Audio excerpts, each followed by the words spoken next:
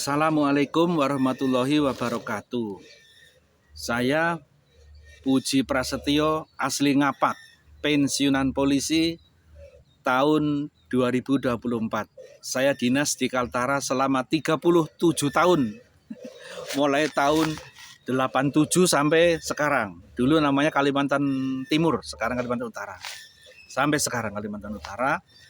Jadi selama 37 tahun dinas, ya terutama banyak pengalaman-pengalaman, banyak masalah yang baik, yang jelek, yang susah, yang senang, yang menyedihkan, yang mengharukan, ada saja ya kan, macam-macam. Yang mengharukan itu pada saat kecelakaan atau ada kebakaran atau orang tenggelam ya kan, misal ada bencana alam ya kan, selama 37 tahun itu pasti ada. Itu hal itu pasti ada. Ya, ini salah satunya saya mau cerita soal orang yang menipu dan kena tipu, ya kan. Jadi ini pengalaman ini sebagai cerminan bagi diri saya, bagi anak-anak turun saya, anak cucu saya sudah punya cucu. Cucu saya 3, cucu saya 3, ya kan. Yang anak saya ada 7, anak kandung 6, anak angkat 1. Yang anak angkat sudah nikah, anak kandung saya 2 sudah nikah. Masing-masing punya cucu satu-satu gitu kan. Ada yang sudah nikah punya anak satu-satu, jadi 3 semua. Ya alhamdulillah ya kan, si bisa dinas polisi bisa sampai pensiun mulus, tidak ada masalah. Alhamdulillah. Ini saya mau cerita tentang tadi penipuan. Jadi begini. Penipu tuh pintar. Ada pedagang sepeda motor second. Ini namanya pedagang kan baik. Nah, mungkin dia enggak nipu ini. Ini pedagang motor second, dia karena dia pengen jualan. Kebetulan pedagang ini jualannya baru belajar. Baru ada motor 2 unit, beli 1 unit gitu, ditaruh di rumah. Difoto, motor difoto, kirim ke Facebook, ya kan, dijual motor nih, harga 10 juta, gitu kan, 10 juta. Terus pas dipasang di Facebook, dilala besoknya ada orang datang, ini penipu nih yang datang nih, pura-pura mau beli nih, Setelah datang, Pak ini motor mau dijual, ya. Karena dia di rumah kan dikira motor pribadi, padahal motor jualan. Oh iya, boleh saya foto? Boleh, difoto motornya. Fotonya depan rumah, jadi foto motor sekalian rumahnya kena. Nah, kemudian ada STNK BPKB, ada. Coba STNK-nya saya foto, BPKB-nya saya foto. Ya difoto, dikasih keluar difoto. Berapa harganya? 10 juta. Ya boleh. Setelah gitu, saya pulang dulu, saya mau pamit, mau izin sama rundingan sama istri. Oh ya silakan. Pulang dia yang habis moto itu. Habis gitu dia tuh ditunggu-tunggu, besoknya enggak beli. Ternyata di besoknya ini kan suka buka Facebook, ini pedagang buka Facebook, terus loh kok motor saya bisa ada Facebook lain, orang lain yang jual ini. Tapi yang motornya dia kan jual 10 juta, yang pedagang aslinya ini yang punya motor 10 juta, yang penipu ini buka dengan harga 11 juta. Nah, terus yang pedagang aslinya kan, oh enggak apa-apa, dia 11 juta mungkin cari untung, dari saya 10 dia nanti nawarkan 11 kan begitu. Suatu saat ada orang kena tipu tuh, ada orang tuh membuka Facebooknya penipu ini yang harga 11 juta. Jadi orang ini lapor, lapor sama saya waktu itu karena kenal kan, telepon sama saya. Dia beli motor, niatnya jadi mau dipunya, laporin sudah kena tipu. Jadi pada saat dia lihat di Facebook itu harga 11 juta, kemudian dia nawar, boleh kurang, bilang gitu kan. Nah, dengan Facebooknya yang penipu nih, ya pembeli ini mau beli dengan Facebooknya penipu nih 11 juta. Terus pembeli ini tahu juga rupanya penipu karena sering buka Facebook.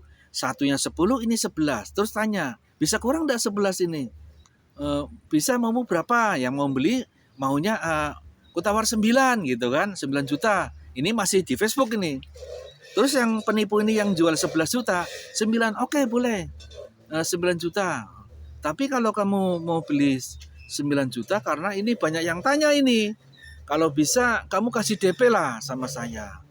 Penipunya DP minta 5 juta, ya kan? Karena motor harga 11 ditawar 9, terus boleh. Lah padahal pedagang asli di Facebook satunya lagi minta 10, enggak bisa kurang.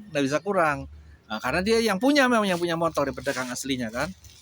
Penipu ditawar 9, yang penipu ada pedagang nawar 9, penipunya senang. Terus aku mau kasih uang muka minimal 5 juta, dikirim 5 juta. Terus penipunya ini yang jual 11 juta sebentar, ada motor lewat ya. Saya di jalanan umum ya. Kemudian karena dia sudah bayar 5 juta, ada bukti transfernya. Kemudian penipunya ini pinter nih. Nanti kalau kamu mau ngambil motor, datang itu ke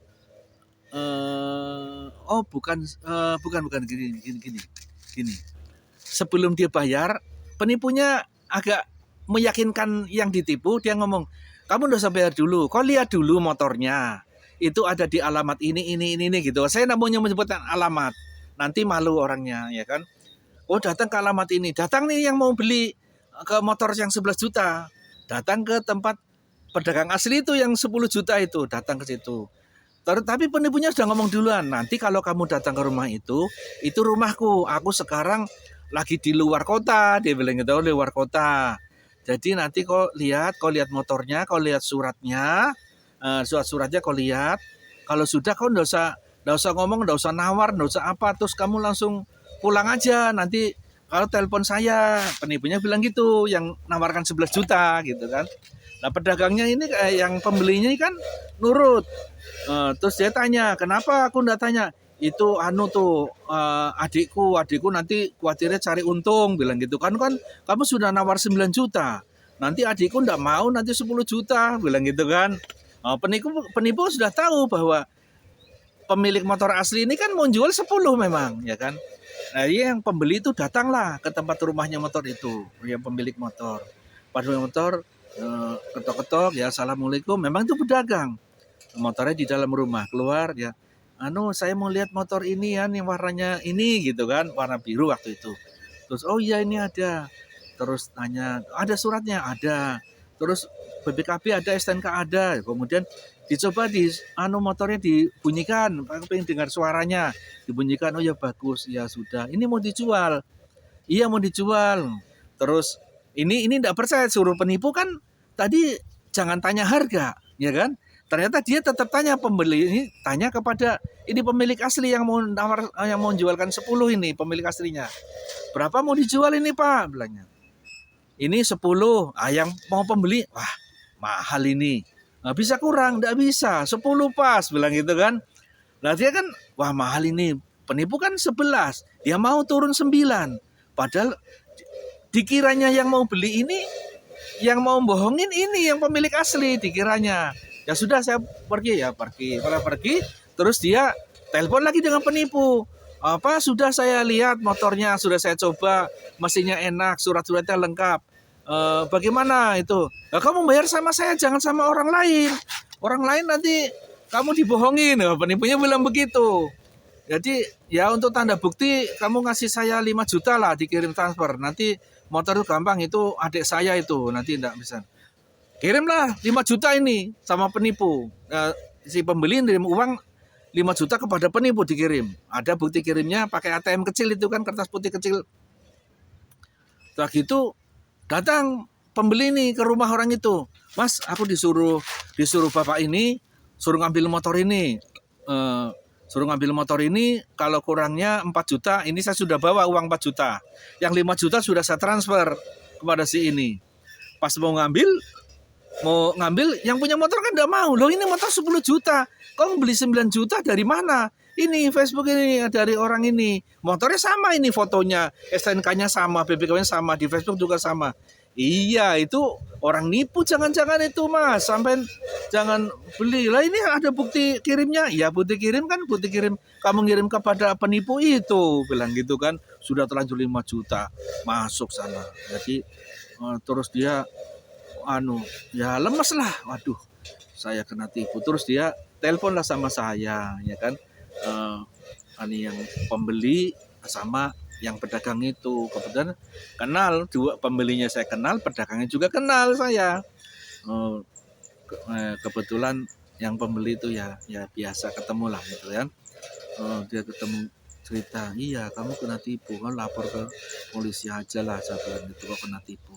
Kalau ini nggak bisa, dia kan merasa tidak pernah terima duit, sampai ngirimnya kemana, nomor rekening siapa, namanya sama, nggak sama. Dan bapak ini coba KTP-nya sini, KTP-nya, nah KTP-nya namanya nggak sama dengan yang sampai kirimi, ya kan.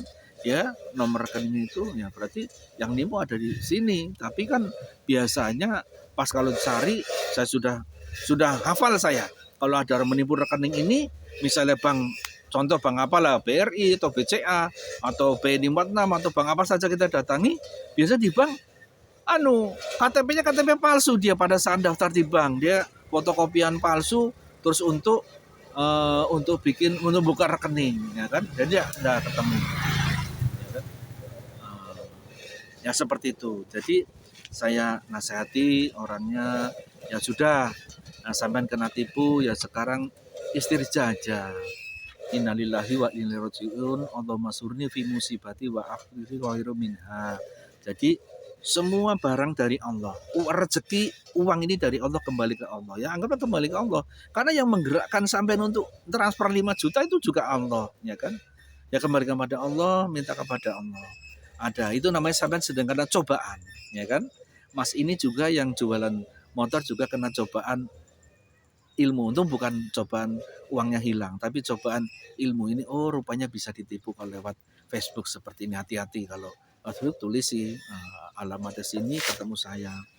Seperti itu. Itu contoh. Jadi kalau ada cobaan seperti itu dari Allah, bisa kita kelola. Cobaan itu kan diuji sama Allah. Diuji mau naik tingkat. Sama lah.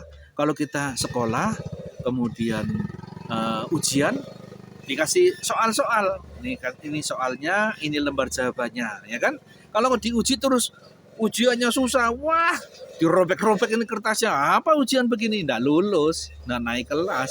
Nah, kalau mau ujian apa, mau masuk universitas atau mau naik kelas SD, SMP, SMA, ujiannya dirobek-robek, ya sama. Kalau ini diuji dari Allah kemudian marah sama Allah, kurang ajar ini Allah ini, bagaimana misalnya, apalagi menyalahkan Allah, ya enggak boleh. Ini kebetulan saya Islam, ya kan.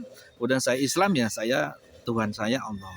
Kalau yang agama lain saya kira ya sama, kalau diuji oleh Tuhannya ya jangan dimaki-maki Tuhannya, ya kan. Jangan dimarah-marah Tuhannya, enggak boleh.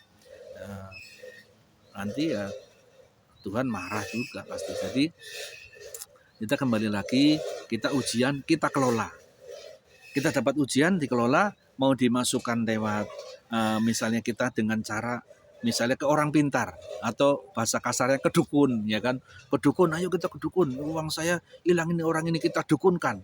Kita dukunkan dengan cara biar orang ini mati nih, aku setengah mati, nyari uang 5 juta jungkir balik misalnya, kan seperti itu. Tapi kita sebagai manusia beragama, dosa sampai membuat mati orang, saya bilang enggak usah. Ya tapi Pak, ke dukun mau biar uang saya kembali, boleh. Tapi kan ngapain ke dukun? Dukun juga minta kepada Allah, ya kan? Bagus kita aja, kita sendiri ngapain ke dukun, nanti bayar apa, ya sudah. Bukan berarti minta maaf ya dukun, aku bukan berarti menghalangi rezekinya dukun, enggak. Tapi ya maksud saya ngomongin dengan teman saya ini ya berdoa sendiri sama Allah, sama, ya kan. Dukun juga minta kepada yang Maha Kuasa, ya kan. Berdoa itu bisa dikelola, lihat itu, atau bisa lapor polisi, ya kan. Cobaan dari Allah kita lapor polisi, bisa juga. Ya tapi ya itu tadi rentetannya.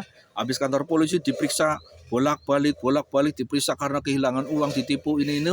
nanti kantor polisi ke kejaksaan bolak-balik kan, nanti habis itu pengadilan bolak-balik, habis waktunya izin, siang malam dipanggil polisi, dipanggil nanti jaksa, dipanggil pengadilan juga, sidang tidak sehari selesai, tidak sekali sidang selesai, ya kan. Oh, hari ini misalnya hari Senin sidang belum selesai misalnya, nanti Senin berikutnya, nanti Senin berikutnya lagi, habis waktunya. Bagus untuk cari uang, ya uang yang hilang tadi kena tipu 5 juta, cari uang kembali sudah, ya kan.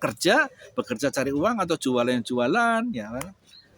Enggak apa-apa, jualan apapun, ya kan, yang penting halal, jualan kembali uangnya, ya kan. Itu ya, tapi aku tidak menghalangi kalau melapor polisi, ayo aku temani. Di kantor polisi enggak bayar, gratis membayar, saya temani. Kalau di Tarakan saya temani, kebetulan saya di Tarakan, saya bilang begitu, saya dinas di Tarakan, saya temani. Ya, jadi cobaan itu bisa dikelola, bisa tadi ke orang pintar atau ke dukun, ya kan, bisa kantor polisi atau serahkan kepada Allah. Ya Allah, kan cobaannya Allah yang memberikan. Sama ujian di sekolah, naik kelas 1 mau naik kelas 2, kan ujian itu yang berikan guru, ya kan? Ya guru kembalikan lagi sama guru. Pak Guru, besok ujiannya tuh apa? Ya, karena nanti guru pasti ngomong, kamu pelajari halaman ini, halaman 1, 2, 3, 4, ya sama seperti itu, ya kan? Sama seperti itu. Ya kita kembalikan kepada Allah. Ya Allah, uang saya sudah hilang, ya Allah 5 juta. Tolong ya Allah, saya diberi rezeki lain yang lebih banyak, yang lebih barokah. Ya seperti itu. Insya Allah akan mengganti. Barang siapa orang yang akan mendapat kesulitan, pasti ada kemudahan. Di balik kesulitan, di situ ada kemudahan. Itu sesuai dengan surat Al-Imran ayat 26. Bukan. Lupa saya surat apa. Kalau Al-Imran 26 itu orang mau dinaikkan derajatnya. Allah menaikkan derajatnya orang, kemudian orang itu mau dihancurkan derajatnya juga Allah. Yang itu Al-Imran ayat 26 itu Allah menghancurkan derajatnya orang ataupun menaikkan derajatnya orang. Jadi sampean mau dinaikkan derajatnya itu, ya kan, mau dinaikkan. Kalau ujian ini bisa sampean laksanakan mulus, insya Allah dinaikkan derajatnya. Jadi tinggal kita ini